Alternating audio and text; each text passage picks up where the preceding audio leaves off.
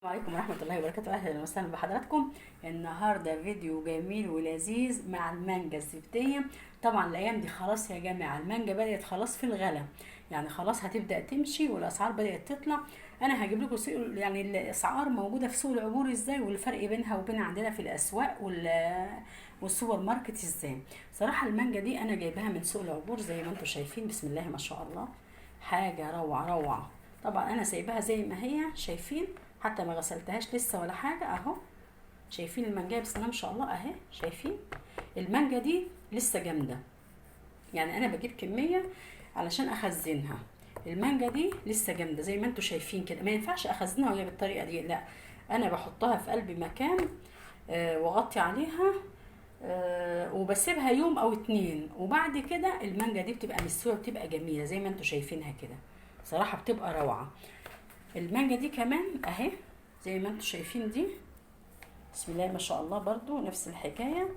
في معانا بقى الطريه شويه اللي تنفع للاكل اهي، دي منجايه تنفع للاكل اهي، ناكلها على طول زي ما انتم شايفينها كده. فالمانجا بيجي فيها من دي ومن دي، دي بسيبها بره شويه، ودي ممكن اكلها على طول، اجيبها اكلها على طول. بالنسبه للاسعار بقى، يعني الاسعار هي عندي هنا في بيبيعها الاتنين ب35، الاتنين كيلو ب35، يعني كيلو ب17 ونص. وفي بيبيعها المانجا الزبدية الكيلو ب15 جنيه. انا جايباها من سوق العبور النهاردة زي ما انتم شايفينها كده، جايباها ب9 جنيه، يعني فرق في الكيلو يا جماعة 6 جنيه عن هنا. صراحة جميلة جدا جدا وممتازة زي ما انتم شايفينها كده. فسوق العبور بيوفر لنا كتير، وهاتيها بقى والحقي خزنيها قبل ما المانجا تغلى وتمشي كمان، هتبدأ يعني السعر بتاعها يرتفع. لان انا كنت جايباها من هناك قبل كده كان السعر اهدى شويه من كده، فبدات الاسعار خلاص يعني بتزيد لانها بدات هتمشي معانا.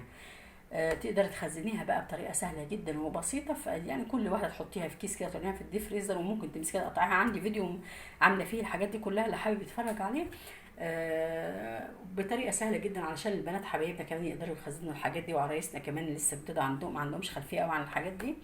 ونبدا ناخد بالنا من حاجه امتى بتمشي وامتى بنبدا نخزنها. كنت سعيده جدا مع حضراتكم، واتمنى طبعا ما تنسوش البصمه يا جماعه، حطوا لنا البصمات، لان ناس كثيره جدا بتخش ما تحطش البصمات. لو سمحتوا ساعدونا على الاستمرار. كنت سعيده جدا مع حضراتكم، والسلام عليكم ورحمه الله وبركاته.